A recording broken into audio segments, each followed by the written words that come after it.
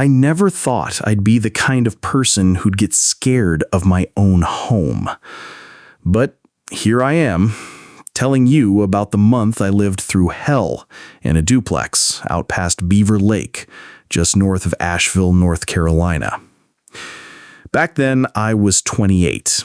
I'd just gotten out of a rough breakup and needed a place fast.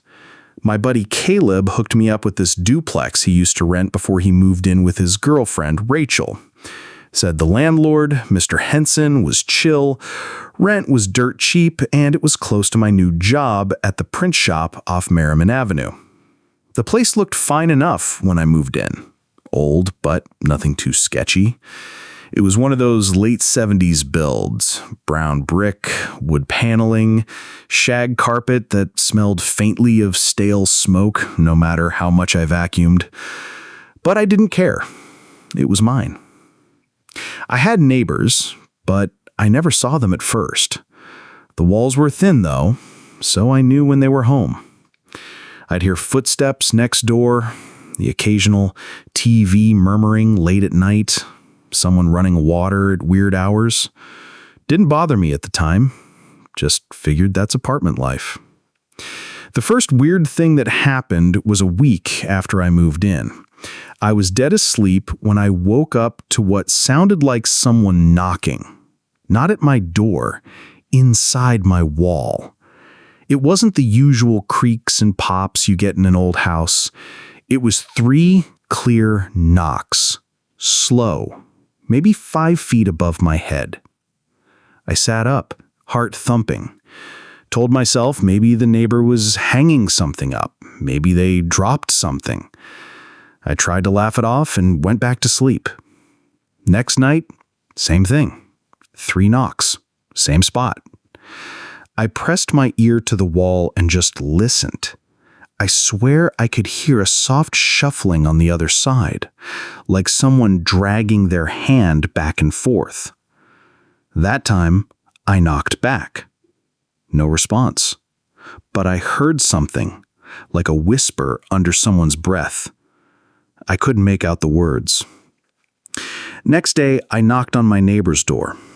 A guy answered, mid-40s, big gut, smelled like stale beer. Said his name was Don. I asked him if he'd heard anything weird through the walls. He just kind of stared at me, like he was trying to decide something. Then he said, "Nah, must be rats in the walls or something. Happens all the time." He shut the door before I could say anything else. After that, the knocks got worse. They'd come around 2, 3 in the morning. Sometimes it was scratching. Sometimes it sounded like someone trying to whisper my name, but never clear enough to be sure. It got to where I'd fall asleep dreading the moment it would start again. I stopped sleeping much. Started leaving the TV on all night just so I wouldn't hear it. Didn't help. It got louder. One night, I'd had enough. I grabbed a hammer and knocked a hole in that wall. Felt stupid, but I had to know. There was nothing but insulation and old studs. No critters, no wires, nothing that makes sense. I patched it up best I could. The next night, the knocks came back. Same spot, right where I'd punched through. A couple days later, I ran into Don again in the driveway. He looked rough.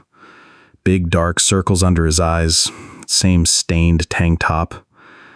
I asked him straight up if he'd ever heard stuff in the walls. He got real quiet, then told me his wife Laura used to hear it too. Said she thought there was someone living in the Crawlspace. He laughed when he said it, but it wasn't a funny laugh. He told me she left him last winter. Said the house made her sick. I asked him if he ever checked the Crawlspace. He just kind of shook his head. So I did. The entrance was in the back, under the porch. I had to pry the hatch open with a crowbar. The smell that hit me, mold, rot, something else under it, something like old meat. I shined my flashlight inside and crawled in on my stomach. It was tight, maybe 3 feet of clearance. Cold dirt, Old insulation hanging down in clumps. About 10 feet in, I found something. A pile of blankets, old food wrappers, a toothbrush, little scraps of paper with scribbles I couldn't read. And what really froze my blood was a kid's sneaker, dirty and half-rotted. I backed out fast and called the landlord, Mr. Henson. He told me it was probably just a homeless guy had snuck in months ago. He sent a pest control guy to block off the hatch. I thought that would be it. But the noises didn't stop. They got worse. I started hearing breathing. I'd lay in bed, eyes wide open, and swear I could hear someone breathing under my floor. Not the house settling. Breathing. One night, I woke up and my bedroom door was cracked open. I know I locked it. I did. But there it was. Just open enough for the hall light to cast a thin line across my carpet. I told myself maybe I forgot. Maybe. 2 nights later, same thing. Except this time, I heard something shuffle out in the hall. Not the walls. Not the crawl space.